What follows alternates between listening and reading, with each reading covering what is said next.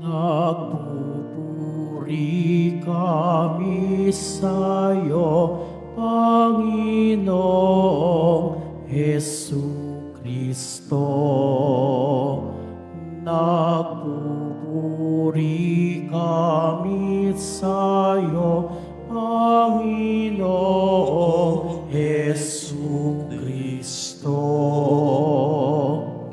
Kapag ngayon'y napakinggan ang tinig ng poong mahal, huwag namin iyong hadlangan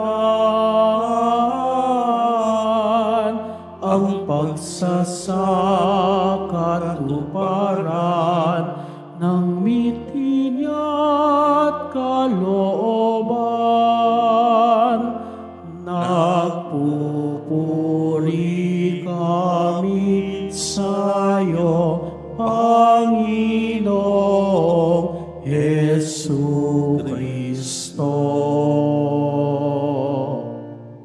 Sumainyo ang Panginoon. At sumayo rin. Ang mabuting balita ng Panginoon ayon kay San Lucas. Papuri sa iyo, Panginoon. Noong panahong iyon, sinabi ni Jesus ang talinhagang ito sa mga taong ang tingin sa sarili matuwid at humahamak naman sa iba. May dalawang lalaking pumanhik sa templo upang manalangin. Ang isa ay Pariseo at ang isa na may publikano. Tumindig ang Pariseo at pabulong na nalangin ng ganito: O Diyos, nagpapasalamat ako sa iyo pagkat hindi ako katulad ng iba, mga magnanakaw, mga mandaraya, mga mangangalunya, o kaya'y katulad ng publikanong ito. Makalawa akong nag-aayuno sa loob ng sanlinggo. Nagbibigay ako ng ikapo ng lahat kong kinikita. Samantala, ang publikano'y nakatayo sa malayo. Hindi man lamang makatingin sa langit, kung hindi dinadagukan ang kaniyang dibdib at sinabi, O Diyos, mahabag po kayo sa akin na isang makasalanan. Sinasabi ko sa inyo, ang lalaking ito'y umuwing kinalulugdan ng Diyos, ngunit hindi ang isa, sapagkat ang sinumang nagpapakataas ay ibababa, at ang nagpapakababa ay itataas. Ang mabuting balita ng Panginoon.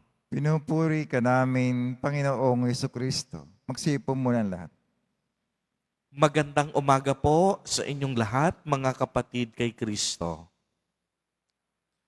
Sa lahat po ng ating mga taga-subaybay sa iba't ibang online platforms at sa lahat ng ating mga kadiboto sa iba't ibang panig ng Pilipinas at maging sa buong mundo kung saan tayo ay naaabot ngayon ng ating live streaming. Mapayapang umaga din po sa inyong lahat. Mga kapatid kay Kristo at mga kadiboto, malugod po namin kayong tinatanggap sa Basilica Minor at Pambansang Dambana ni Jesus Nazareno. Patuloy po tayong nagpapasalamat, nagbibigay ng papuri at luwalhati kay Jesus Nazareno sa gitna ng katahimikan ng ating mga panalangin at pagsisisi ngayong panahon ng Kwaresma. Narinig po natin sa ating ebanghelyo sa araw na ito na may dalawang lalaking umakyat sa templo upang manalangin. Ang una, Pariseo, at ang ikalawa, publikano o maniningil ng buwis.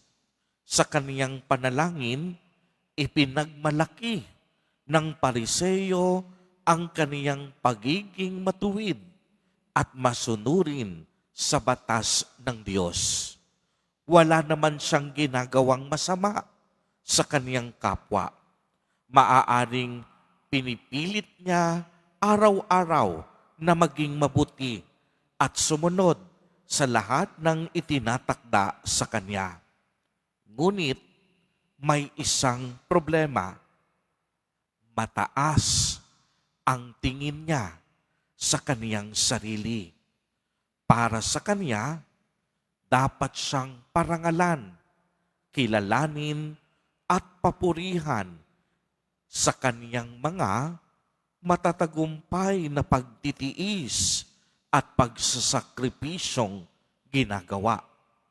Pero pagmasdan ninyo ito, sa kabilang banda, naroon ang publikanong nakatayo sa malayo. Hindi man lamang niya magawang makatingin sa langit. Kung hindi ang kaniyang ginagawa, dinadagukan ang dibdib. At sinasabi niya, "O Diyos, mahabag po kayo sa akin sapagkat ako'y makasalanan." Isang maniningil ng buwis, itinuturing ng lipunan na makasalanan. Ngunit hindi nagdalawang isip humingi ng awa at patawad sa Diyos. Kinilala niya ang kaniyang kahinaan at sa Diyos niya idinudulog ang lahat ng kaniyang pagkukulang.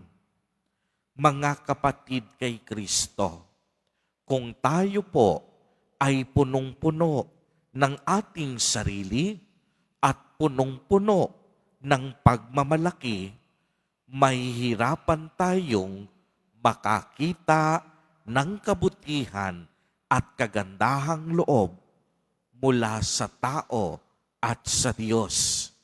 Kapag laging sarili ang inaatupag, nakakalimutan natin kung sino ba talaga tayo, kung saan tayo nagmula, kung bakit at para kanino tayo nabubuhay sa mundong ito. Kapag pinangunahan na tayo ng pagmamalaki sa ating mga sarili dahil sa ating mga tagumpay na nakamit, parang minsan ang hirap nang makita ang Diyos sa ating buhay. Ganito tayo minsan, kagaya ng Pariseo sa Ebanghelyo, punong-puno ng ating sarili. Kaya nga hinihimok tayo sa ating Ebanghelyo na magkaroon ng pusong kagaya ng publikano. Pusong marunong magpakumbaba at pusong marunong tumanaw ng utang na loob. Sa totoo lamang po, lagi ko itong ibinabahagi. Utang na loob natin sa Diyos ang lahat ng bagay.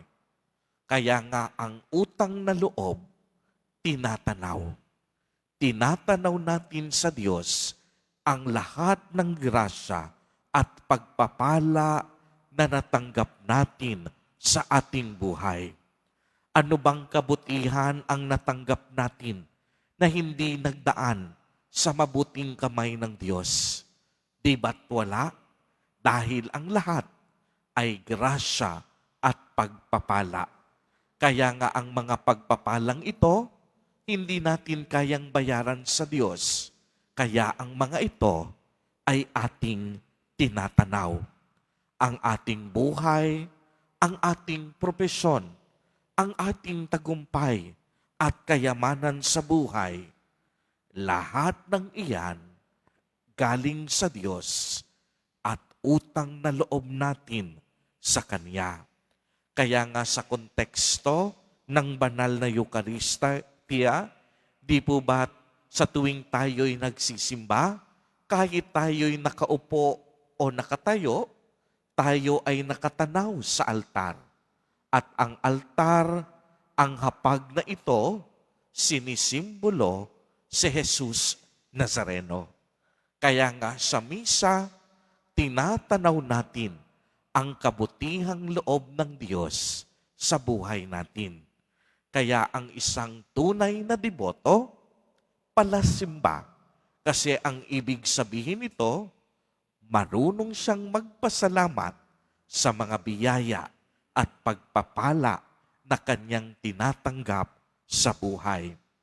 Ang misa po, ang ibig sabihin ng Eucharistia, nagpasalamat o pagpapasalamat. Kaya nga tayo ay laging inaanyayahan na makisalo sa banal na Eucharistia bilang tanda ng ating walang hanggang pasasalamat sa kabutihan at kagandahang loob ng Diyos sa ating buhay. Mga kapatid kay Kristo, marami tayong biyayang natatanggap. Bawat minuto, bawat segundo, bawat araw. Ito ay biyaya at grasyang kaloob ng Diyos.